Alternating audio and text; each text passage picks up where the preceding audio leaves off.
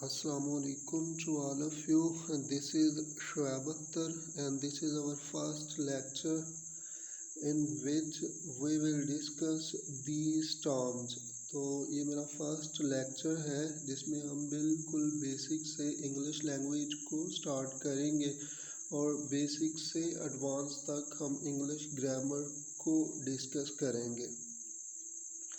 सो आज in this lecture we will discuss English क्या है। आफ्टर दैट इंग्लिश लैंग्वेज में अल्फ़ाबेट या अल्फ़ाबेट्स किसे कहते हैं और अल्फ़ाबेट्स कितनी होती हैं। मे बी आपने ये पढ़ा हो या पढ़ाया गया हो कि there are 26 alphabets in English language.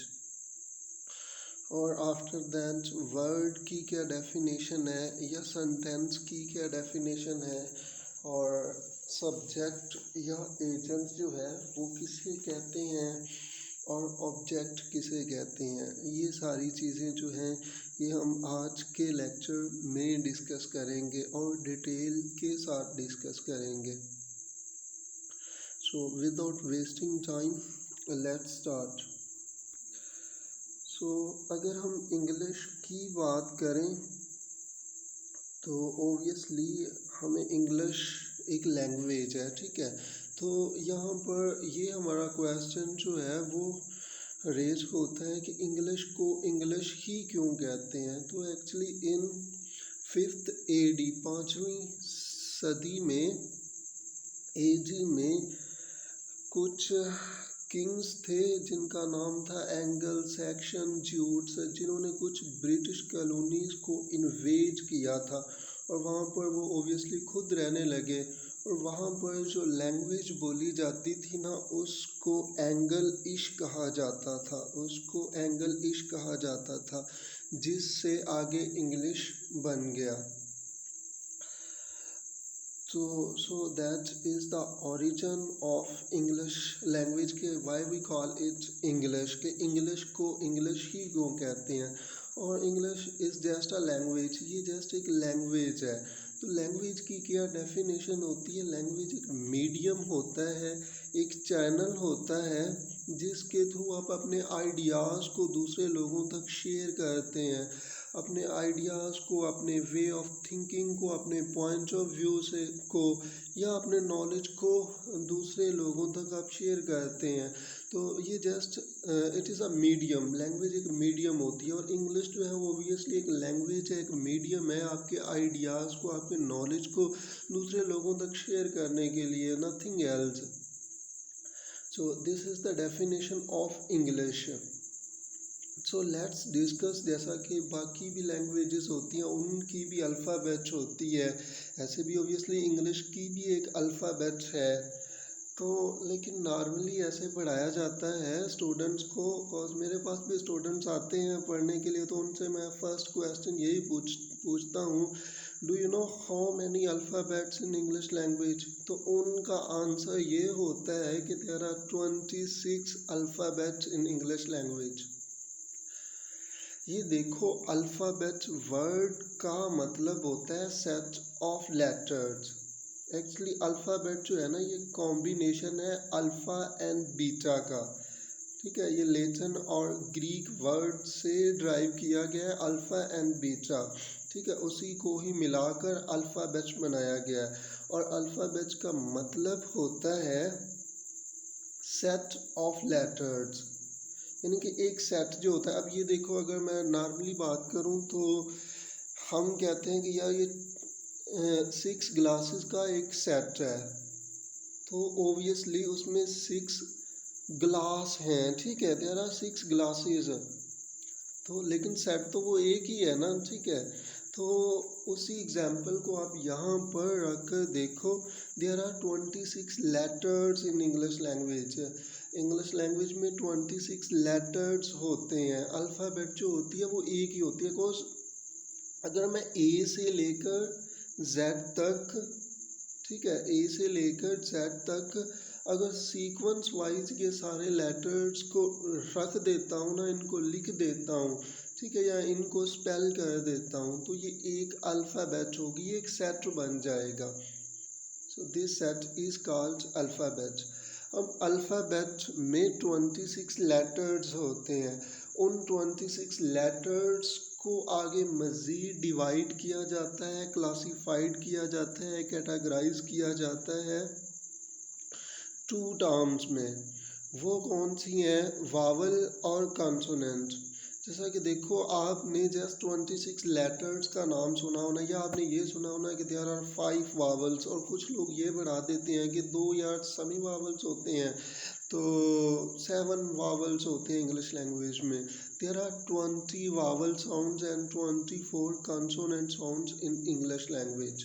आप किसी ऑथेंटिक बुक से पढ़ें, ऑब्वियसली आपको आंसर मिल जाएगा।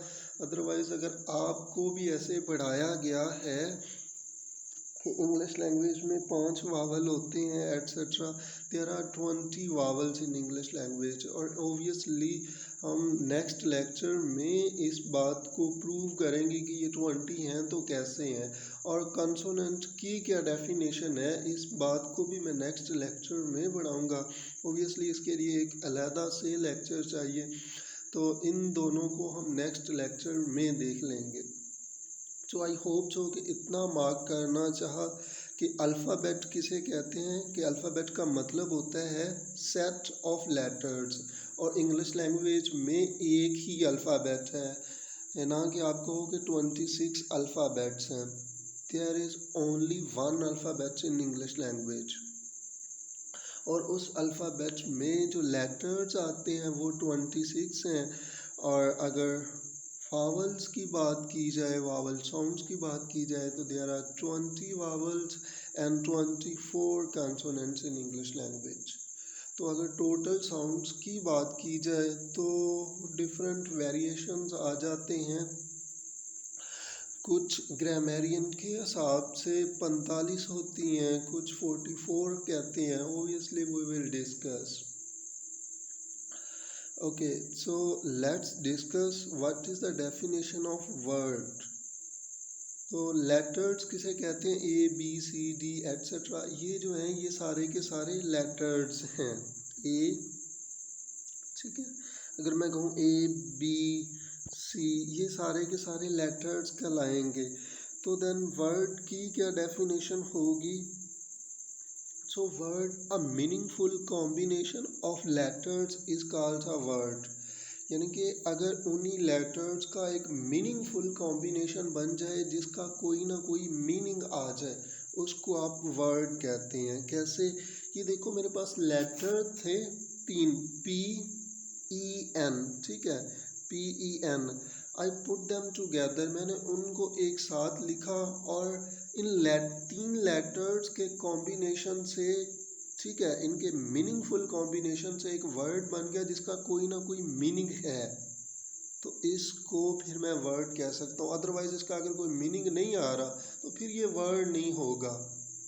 बस हमने वर्ड की डेफिनेशन में क्या चीज़ डिस्कस की कि a meaningful combination of letters, कि लेटर्स का मीनिंगफुल कॉम्बिनेशन जिसका कोई ना कोई मीनिंग भी आ जाए। जैसा कि देखो, बुक, तो हमारे पास 4 लेटर्स हैं, ठीक है। अभी मैं वावल्स या साउंड्स की बेस पर नहीं कह रहा, जस्ट लेटर्स की बेस पे कह रहा हूँ, ठीक है। तो there are 4 letters in this word. तो ये एक वर्ड है जिसका ऑब्वियसली कोई ना कोई मीनिंग भी है। ऐसे ही मैं अगर बॉय कहूँ तो बॉय में 3 लेटर्स हैं, और इन लेटर्स का कोई ना कोई मीनिंग बन रहा है, ठीक है, इनके कॉम्बिनेशन से। So this is called word. So अब सेंटेंस की क्या डेफिनेशन है? तो नॉर्मली ऐसे पढ़ाया जाता है, group of word is called a sentence. तो अगर अ ग्रुप ऑफ वर्ड जो है वो सेंटेंस है, देन व्हाट इज फ्रेज, ठीक है। फिर फ्रेज क्या है या फिर क्लॉज क्या है, वो भी तो एक ग्रुप ऑफ वर्ड्स ही है ना, ठीक है। तो फिर इनमें क्या डिफरेंस है? तो इनमें क्या डिफरेंस है ये हम नेक्स्ट लेक्चर में डिस्कस करेंगे। एक्चुअली एक बात जो है वो हमेशा आप लोग याद रखना कि आप सेंटेंस, किसी भी सेंटेंस को तब कह सकते हैं जब उसमें तीन जो कंडीशंस है ना, वो अगर वो फुलफिल कर रहा है कोई भी सेंटेंस तो उसको आप सेंटेंस कह सकते हो। ठीक है, एक तो a meaningful combination of words हो, यानी कि वर्ड्स का एक ऐसा कॉम्बिनेशन जिसका कोई ना कोई मीनिंग भी आ रहा हो। लेकिन अगेन मैंने कह दिया, फिर अगर इसको आप सेंटेंस कहते हो तो फिर व्हाट इज़ फ्रेज और व्हाट इज़ क्लॉज, तो फिर क्लॉज या फ्रेज क्या है? A meaningful combination of words which have subject and verb, जिसके पास at least कोई ना कोई subject हो और verb हो, उसको आप कहते हैं sentence. This is the definition of sentence. So let me mark कि अभी subject की क्या definition है, कि what is the definition of subject. तो अगेन ऐसे बढ़ाया जाता है नॉर्मली पाकिस्तान में कि भाई काम करने वाले को सब्जेक्ट कहते हैं। अब काम करने वाला किसे कहते हैं? ऑब्वियसली डूअर को आप कहते हैं ना। ठीक है, जैसे कि देखो हम ना बहुत सारी वर्ब के लास्ट में ओ आर या ई आर लगा कर ना उसका डूअर दिखाते हैं या उसका डूअर बनाते हैं। जैसे देखो डू का मतलब होता है करना और करने वाले को क्या कहा जाता है? डूअर। ठीक है, ऐसे देखो टीच का क्या मतलब होता है? बढ़ाना, और बढ़ाने वाले को क्या कहा जाता है? ऑब्वियसली टीचर कहा जाता है। कूल, ठीक है, कूल से हम कूलर बना लेते हैं। तो ये देखो जो काम करने वाला होता है उसको डूअर कहा जाता है। और डूअर को अगर आप एक ग्रामेटिकली टर्म में देखें तो ऑब्वियसली इसको आप एजेंट कहते हैं। आप इंग्लिश की ऑथेंटिक बुक्स पढ़ें, डूअर को एजेंट कहा गया है। अब ये देखो कि एजेंट जो है ना वो सब्जेक्ट नहीं हो सकता एक सेंटेंस में। मीन से कि हो सकता है, मीन से कि this is the not authentic definition of subject. Agent subject भी हो सकता है और ऑब्जेक्ट भी हो सकता है, लेकिन आप ये नहीं कह सकते कि एजेंट ही सब्जेक्ट हो सकता है। ठीक है, प्लीज़ मार्क माई वर्ड्स, आप ये नहीं कह सकते कि ओनली एजेंट यानी कि ओनली डूअर ही सेंटेंस का सब्जेक्ट हो सकता है। So then what is the definition of subject? So subject एक सेंटेंस में उस नेम को कहते हैं, चाहे वो पर्सन का है, चाहे वो प्लेस का है, चाहे वो किसी चीज़ का है। The name in a sentence we are talking about, जिसके बारे में हम बात कर रहे होते हैं, that is called subject and that is the definition of subject. ये सेंटेंस एक सेंटेंस में वो नेम जिसके बारे में हम बात कर रहे होते हैं वो सेंटेंस का सब्जेक्ट कहलाता है। कैसे? अगर तो आपने रटा हुआ है कि डूअर ही सब्जेक्ट होता है, मीन टू से कि एजेंट ही सब्जेक्ट होता है, तो अगर मैं कहूँ कि अर्शी राइट्स अ लेटर, तो here we are talking about Arshi, हम अर्शी के बारे में बात कर रहे हैं। तो आप कहोगे नहीं सर इसमें कुछ ना कुछ एक्शन भी तो हो रहा है, अर्शी खत लिखती है तो ओबियसली अर्शी जो है वो डूअर है। लेकिन अगर मैं कहूँ कि a letter is written by Arshi, यहाँ पर भी तो ओबियसली अर्शी ही लेटर लिख रही है। ठीक है, या अर्शी ही लेटर लिखती है, यहाँ पर भी तो अर्शी ने ही लेटर लिखना है ना। ठीक है, a letter is written by Arshi, कि लेटर लिखा जाता है अर्शी के थ्रू। तो यहाँ पर भी जो एक्शन परफॉर्म करना है, जो डूअर तो फिर भी अर्शी है, लेकिन यहाँ पर यह सब्जेक्ट नहीं है। तो फिर सब्जेक्ट की डेफिनेशन क्या बनी कि सब्जेक्ट उस नेम को कहा जाता है जिसके बारे में हम बात कर रहे होते हैं एक सेंटेंस में। जैसे कि देखो अगर मैं कहूँ कि अर्शी राइट्स अ लेटर, तो यहाँ पर अर्शी जो है वो ओबियसली डूअर भी है, अर्शी एजेंट भी है, लेकिन अर्शी सेंटेंस की सब्जेक्ट भी है because we are talking about Arshi. लेकिन अगर मैं कहूँ कि a letter is written by Arshi, अब हम किसके बारे में बात कर रहे हैं? अब हम अ लेटर के बारे में बात कर रहे हैं। तो लेटर जो है वो सेंटेंस का सब्जेक्ट है। हाँ, डूअर अभी भी अर्शी ही है। लिखने का जो काम है वो अर्शी ही करेगी। फुल को लेटर नहीं है कि लेटर करेगा, ऑब्वियसली अर्शी ही लिखेगी। लेकिन यहाँ पर एजेंट क्या बन गया है, यहाँ पर ऑब्जेक्ट बन गया है। जो आप रटे नहीं कि जस्ट एजेंट जो है, जो डूअर है वो ही सब्जेक्ट होता है। तो सब्जेक्ट की अलहदा से डेफिनेशन है। जैसा कि देखो, अगर मैं कहूँ कि Islamabad is the capital of Pakistan, तो Islamabad is the capital of Pakistan, यहाँ पर तो कोई एक्शन परफॉर्म ही नहीं हुआ कि जो आप कह दें कि यहाँ पर यानी कि जो डूअर है या कोई एजेंट है। यहाँ पर तो स्टेट दिखाई जा रही है। लेकिन ये देखो, we are talking about Islamabad, हम इस्लामाबाद के बारे में बात कर रहे हैं। So Islamabad is our subject. So similarly if I say Azeem साहब इज़ माई फेवरेट पर्सनैलिटी, तो हम किसके बारे में बात कर रहे हैं, हम तो अजीम साहब के बारे में बात कर रहे हैं। तो वो सेंटेंस के सब्जेक्ट होंगे। सिमिलरली अगर मैं कहूँ कि ही गोज़ टू स्कूल, ठीक है, ही गोज़ टू स्कूल, अब हम किसके बारे में बात कर रहे हैं, हम तो ही के बारे में बात कर रहे हैं। So he is our subject. Similarly अगर मैं कहूँ Usama is my best friend, here I'm talking about Osama, so Osama is our subject. ऐसे ही मैं कह दूँ Arsalan is my student, so here I'm talking about Arsalan, तो अरसलान जो होगा वो सेंटेंस का सब्जेक्ट कहलाएगा। तो सब्जेक्ट की क्या डेफिनेशन होती है, ऑब्वियसली ये आप लोगों को क्लियर हुआ होगा। तो कुछ हम और देख लेते हैं सब्जेक्ट के बारे में। अभी इन सेंटेंसेस को थोड़ा सा आप रीड करें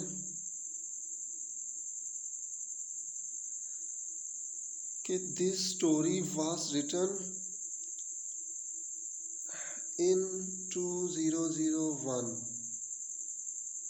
अब यहाँ पर तो ऑब्वियसली कोई डूअर है ही नहीं, कोई एजेंट है ही नहीं। लेकिन हम किसके बारे में बात कर रहे हैं, हम दिस स्टोरी के बारे में बात कर रहे हैं। तो ऑब्वियसली यहाँ पर जो स्टोरी है वो सेंटेंस का दिस स्टोरी हमारे पास सब्जेक्ट होगा। ऐसे ही मैं अगर कहूँ शी लुक्स ब्यूटीफुल, तो हम किसके बारे में बात कर रहे हैं, हम तो शी के बारे में बात कर रहे हैं। So she is our subject. तो लेकिन ये देखो, एक सेंटेंस में एक सब्जेक्ट का होना जो है वो लाजमी है। तो यहाँ पर कुछ स्टूडेंट्स जो हैं वो क्वेश्चन करेंगे, सर कंपैरेटिव सेंटेंसेस में तो सब्जेक्ट होता ही नहीं है। तो वहाँ पर जो सब्जेक्ट होता है वो अंडरस्टूड होता है। जैसा कि देखो, अगर मैं कहूँ कि do not waste your time, तो ओबियसली मैं किसको कह रहा हूँ, मैं किसके बारे में बात कर रहा हूँ, ओबियसली आपके बारे में बात कर रहा हूँ।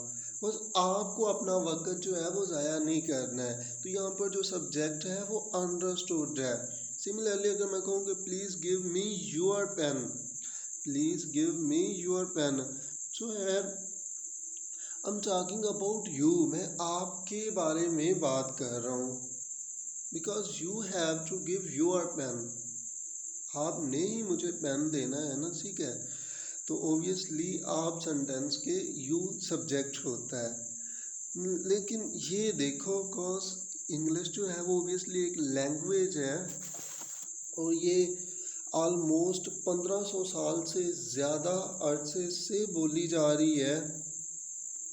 और ये देखें कि इन 1476 में इंग्लैंड में वैसे भी प्रिंटिंग मशीन भी आ गई थी और प्रिंटिंग प्रेस के थ्रू भी आप लोगों को प्रिंटिंग की फॉर्म में ये 1476 से आपको मिल रही है लैंग्वेज प्रिंटिंग की फॉर्म में। तो आप ये ना सोचें कि आप अगर कोई चीज़ पढ़ लेते हैं, अगर कोई रूल रट लेते हैं तो वो 100% ही अप्लाई होता हो, ऐसा नहीं है। अब ये देखो, इसी बात को अगर मैं कहूँ वर्क हार्ड, तो आप कहेंगे सर ये भी तो एक इम्पेरेटिव सेंटेंस है।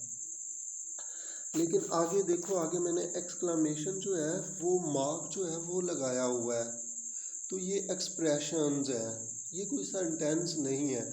और यहाँ पर एक तो सब्जेक्ट नहीं है। हाँ, अगर आप ऐसे लिख देते हैं वर्क, ठीक है। आगे हार्ड लिखकर अगर आप फुल स्टॉप लगा देते हैं, ये काम ही नहीं कर रहा,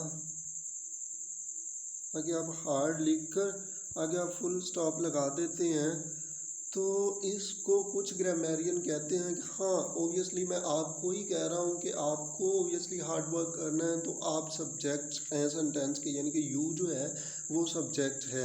सिमिलरली अगर मैं कहूँ अमेजिंग, तो ओबियसली इट इज़ अमेजिंग, पूरा सेंटेंस तो ऐसे है ना, तो यहाँ पर इट जो है वो सेंटेंस का सब्जेक्ट है। बी क्वाइट, तो ओबियसली यहाँ पर मैं आप लोगों से कह रहा हूँ, ठीक है, तो यू जो है वो सेंटेंस का सब्जेक्ट है।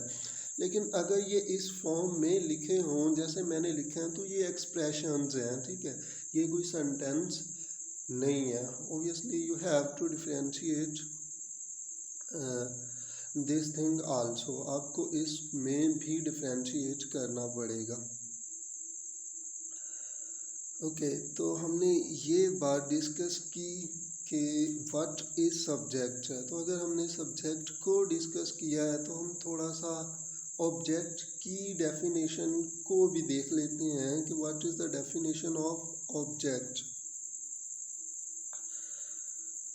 तो ये देखें कि ऑब्जेक्ट जो होता है ना, एक तो बात आप प्लीज़ इस बात को मार्क करें, एक सेंटेंस में मैं इधर लिख देता हूँ, एक सेंटेंस में अगर सब्जेक्ट या ऑब्जेक्ट कोई चीज़ बिहेव कर सकती है ना, कोई पार्ट्स ऑफ स्पीच बिहेव कर सकता है, वो या तो नाउन होता है या प्रोनाउन होता है, ठीक है। और इंग्लिश लैंग्वेज में वर्ब और प्रेपोजिशन के बाद आप ऐसे कह सकते हैं 98% ऑब्जेक्ट, वैसे तो 100% ऑब्जेक्ट ही आते हैं। मैं ऑब्जेक्टिव केस लिखने लगा था, ठीक है, ऑब्जेक्टिव केस आते हैं, बिकॉज नाउन का जो सब्जेक्टिव एंड ऑब्जेक्टिव केस होता है वो हमेशा सेम रहता है। यानी कि अगर मैं कहूँ कि Aslam is my student, so here Aslam is my subject, लेकिन इफ़ आई से आई लाइक असलम, तो यहाँ पर असलम जो है वो ऑब्जेक्ट है, तो असलम का असलम ही रहा। लेकिन जब मैं कहूँगा कि ही इज़ माई स्टूडेंट, तो यहाँ पर ही जो है वो सेंटेंस का सब्जेक्ट है, because here I am talking about he, so he जो है वो सेंटेंस का सब्जेक्ट है। लेकिन अगर मैं कहूँ कि आई लाइक असलम, तो ओबियसली यहाँ पर असलम जो है वो सेंटेंस का ऑब्जेक्ट है, कॉज असलम के लिए मैंने आई लाइक हिम यूज़ किया। लेकिन प्रोनाउन में जो सब्जेक्टिव एंड ऑब्जेक्टिव केस होता है वो चेंज हो जाता है।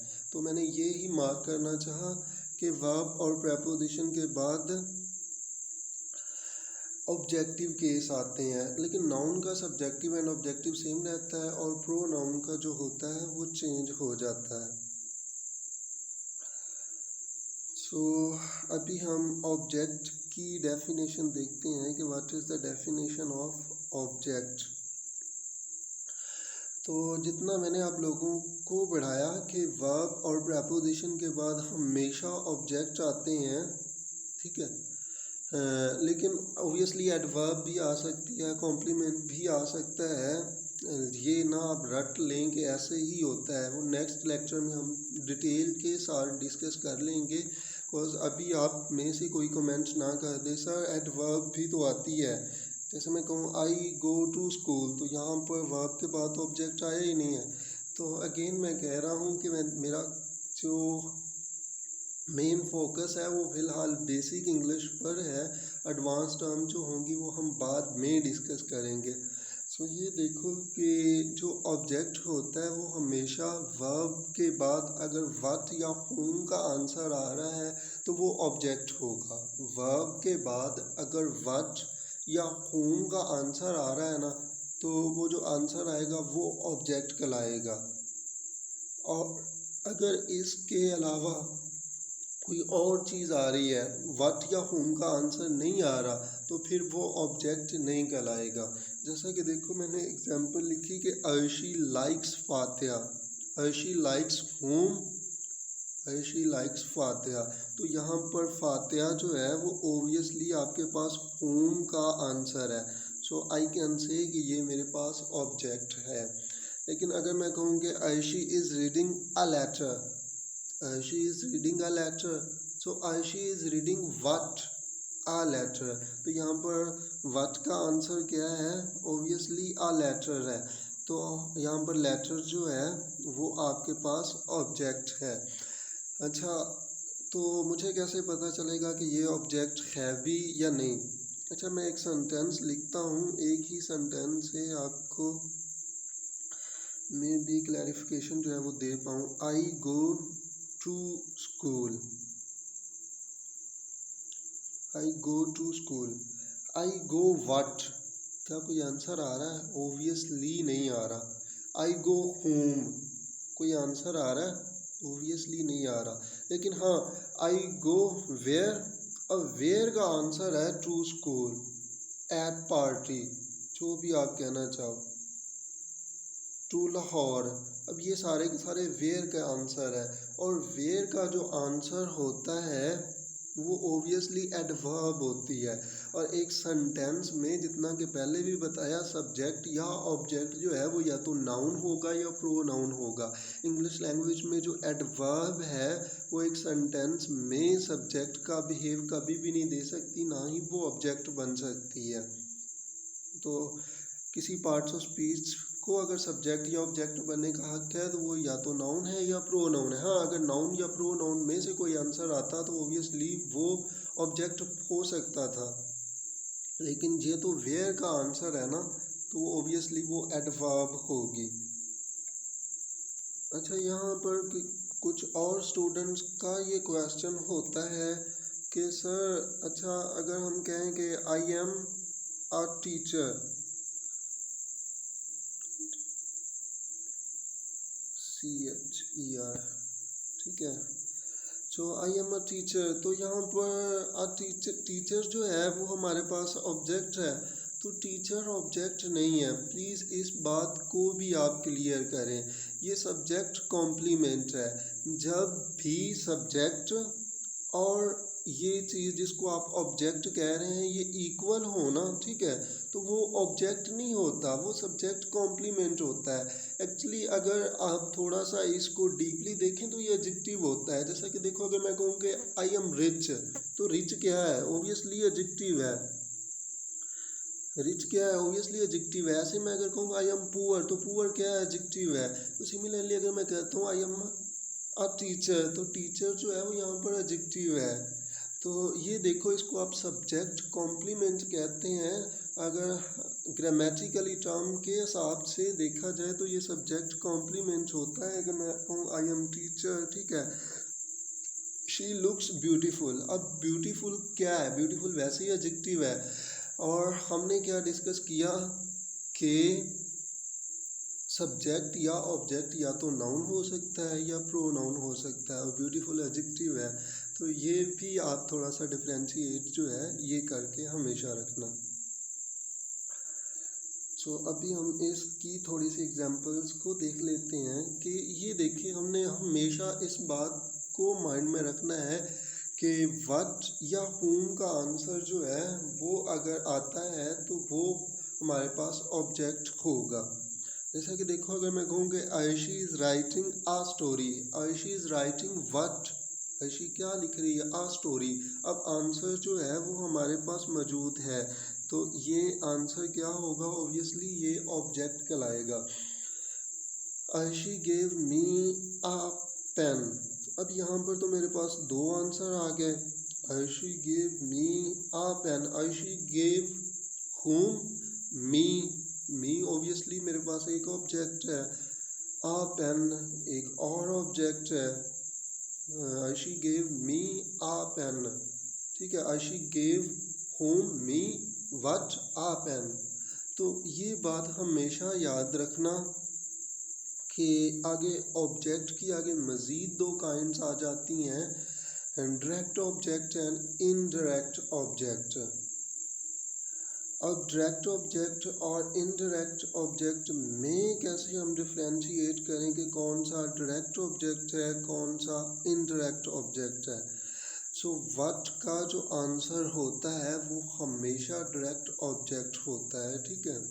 और whom जो होता है वो इनडायरेक्ट ऑब्जेक्ट होता है, ठीक है। तो अभी ये देखो, Ayshi gave me a pen, Ayshi gave me what, तो आ पेन जो है ये हमारे पास डायरेक्ट ऑब्जेक्ट है। To whom, me, you etcetera, ये हमारे पास इनडायरेक्ट ऑब्जेक्ट होंगे। So we wish you happy birthday, ठीक है। सो यहाँ पर हैप्पी बर्थडे क्या है हमारे पास, वो भी ऑब्जेक्ट है, यू भी ऑब्जेक्ट है। We wish to whom you, ठीक है। तो होम का आंसर क्या है, यू। व्हाट, बर्थडे, तो ओबियसली हैप्पी बर्थडे जो है ये हमारे पास डायरेक्ट ऑब्जेक्ट है, बिकॉज ये व्हाट का आंसर है, और इनडायरेक्ट ऑब्जेक्ट है हमारे पास you. So lend me your bike, lend me what, bike, तो बाइक जो है हमारे पास डायरेक्ट ऑब्जेक्ट है, एंड मी जो है वो हमारे पास इनडायरेक्ट ऑब्जेक्ट है। सो ये हमारा आज का लेक्चर। इंशाल्लाह वेरी सून हम नेक्स्ट लेक्चर में इन्हीं टर्म्स को थोड़ा सा डिटेल में डिस्कस करेंगे। फिर हम ग्रामर को एक sequence wise parts of speech से स्टार्ट करेंगे और स्टेप बाय स्टेप हम सारी चीज़ों को डिस्कस करेंगे। So I tried my level best कि मैं सारे कॉन्सेप्ट्स जो थे वो और सारे डाउट्स जो हैं आप लोगों के वो क्लियर कर पाऊँ। लेकिन अगर फिर भी अगर किसी स्टूडेंट का कोई क्वेश्चन हो, कोई प्रॉब्लम हो, तो आप लोग कमेंट कर सकते हैं। अदरवाइज़ आप लोग मुझे व्हाट्सअप करके पूछ सकते हैं अगर कोई भी डाउट हो। सो टिल, अल्लाह हाफिज़ एंड टेक केयर।